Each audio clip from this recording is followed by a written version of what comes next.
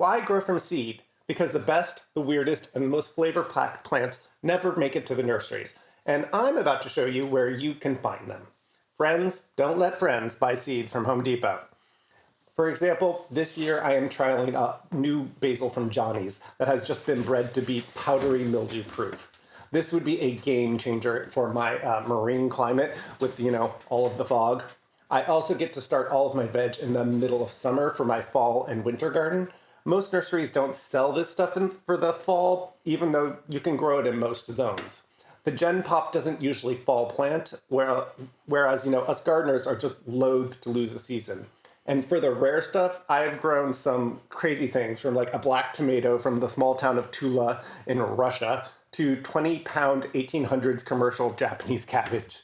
You can really have some fun and find some just amazing things. I'm Gardener Koo with Nachito and Freya, and let's get to my 5 favorite seed companies. Territorial Seeds is my first and true love of seeds. They are based out of Cottage Grove, Oregon, where Clicky's aunt lives, so we get to visit them every so often. They have all of the basics, plus a lot of rarer stuff that has been adapted for the Pacific Northwest conditions. These conditions are very similar to coastal California. I particularly love their cabbage and tomato collections. For cabbage, I have a trinity I use of Katrina, Alcoza, and Ruby Ball. These are all small cabbages that mature at 45, 65, and 78 days respectively. This means that when I'm planting them all at the same time, my cabbage harvest is then spaced out, and I don't have, all of these cabbage heads at once. They also sell seeds for the stunning poppy Falling in Love, an all-time favorite for me and Clicky's mom. For tomatoes, they carry Oregon Spring, the most reliable tomato I have ever grown. This tomato is frost tolerant, it's pathiocarpic, which means it doesn't need a pollinator, and it also grows and sets fruit regardless of nighttime temperatures, which tomatoes are notoriously really picky about. Tomatoes normally need at least 2 nights in a row of 59 degrees Fahrenheit to set fruit, and my daytime high is rarely 59 degrees in the summer. They also carry Sun Gold, the best cherry tomato in the world, as well as Beaver Lodge, a great red salad slicer. Both of those fruit in cool nighttime temperatures as well. So Select Seeds is where you go to get flowers. Oh, the varieties they have. I always spend way too much money here, and they have just such a large selection of so many rare seeds. Like a lot of their seeds have been grown for hundreds of years. They also have just a ton of heirlooms. I get my giant African marigolds here. I get Spanish flag and annual vine in ombre colors, sunflowers, breadseed poppies, and there's just so much more. An unusual colored annual I started this year was Nicotiana mojito.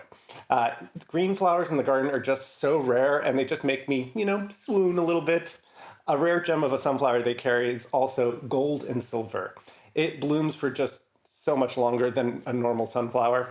It has these velvety silver leaves that really show off the small golden flowers just so well. It's also great food for the finches in the fall. They just go crazy over them in my garden. Pine Tree is fun. This is the most inexpensive company on the list.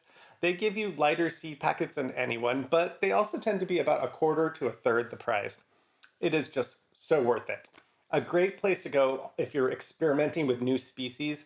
And they also just have a lot of veg, a lot of flowers, a lot of herbs, just a lot. I had a great discovery of this year of Convolvulus Royal Ensign.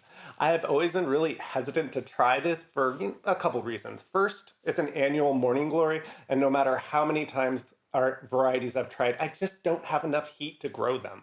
The second reason I held back was because of the color. In all the photos I saw, it always looked, fake or very enhanced, and I thought it was as fake as those blue rose flowers photos you see out there. I was wrong. It's amazing, it's vivid, it's great pop of saturated color. They also carry the sweet chili Pequeño Red. Excuse my Portuguese. This chili is great, lightly pickled and then on a cheese plate. They add just this burst of tropical flavor that really complements cheese so well. Baker Creek Heirloom Seeds has the most random, cool, unique stuff out there. Receiving their catalogs is really just a joy, and I just love to spend hours leafing through the beautiful pictures and the storytelling descriptions. This is where you want to go to find the rarest veg, old commercial varieties, and stuff that's grown predominantly on other continents. I have so much fun here. The one problem is they tend to not give you enough information. Do they give you day counts for all of their tomatoes? They certainly do not. Also, because their seeds are rare and less cultivated, their varieties won't be quite as vigorous or reliable as modern day cultivars. Their brassica collection is just a thing of wonder. I've grown their walking stick kale that got 10 foot tall, their Sapporo giant cabbage, an old commercial variety from 1800s Japan that can just get up to 40 pounds, to super rare varieties of Mizuna and Mibuna. Before we get to the final and best seed company, if you've been enjoying this video, please hit like and subscribe. Also, you could let me know if you're needing help picking out any veg or flower or herb, and I'd be happy to help direct you to the right place.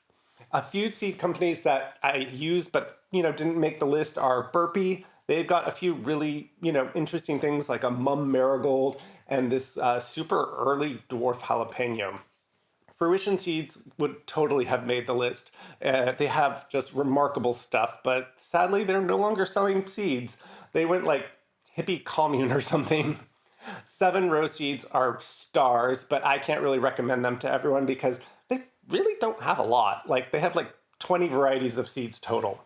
Their stuff, though, was developed by chefs, so it is just the best flavored veg out there. But like I said, they don't have a lot. Now, to the powerhouse, the end-all, the be-all of seeds, Johnny's.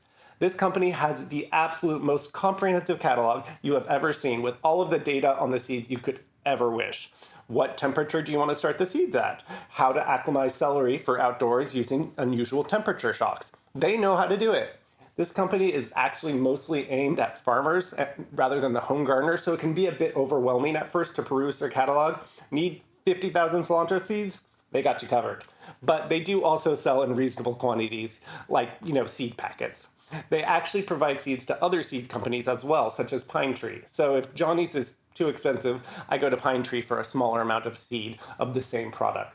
Johnny's also has a lot of cool temperature fruiting seeds for species that normally would not fruit in, cool coastal conditions. This includes their Hungarian wax pepper, their Korean melon golden giant, and their eggplant Orient Express. These varieties have made it possible for me to grow this produce in my cool, cold climate. As I was saying at the top, their basil lines are the most hybridized and disease resistant. So I can actually grow Genovese basil in the fog. Johnny also has the newest and most vivid colors of hybrids for their brassicas. Their cheddar cauliflower just glows, but honestly, there really isn't a category where they're not great and that I haven't bought seed from them for. So I'm so new at this, I'm not cool enough to get any sponsorships or whatever from any of these companies. So these are just my thoughts after spending probably thousands of dollars on seeds. Now, it might not seem important to you what time of year you buy your seed, but it is critical. You want to buy your seeds right after the new year in January and in February. This is when the seed companies switch over their stocks to the new year of seeds, and so you'll get seeds with much better germination rates.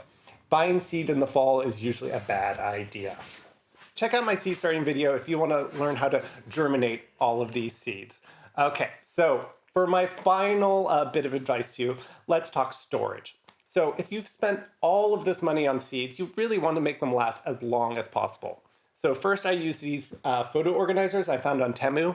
It makes it really easy to break them into different types of groups of seeds. But whatever you do, you want to keep them dry. Second, you want to store them cold. We bought a mini fridge just for storing seeds, but if you have an extra freezer, that would work as well. This extends the shelf life of the seeds by years to even decades. It also completes a process certain seeds need called vernalization. What this means is seeds need to experience winter before they will germinate, and usually for a couple of months. So storing your seeds in the fridge or freezer means you never have to worry about this because you're already completing the process. So why don't you go and dip your hand in the wonderful and fun world of seeds? You will just have such a blast. Warning, they are crazy addictive. I'm Gardener Koo here with my little Freya, and go get your hands dirty.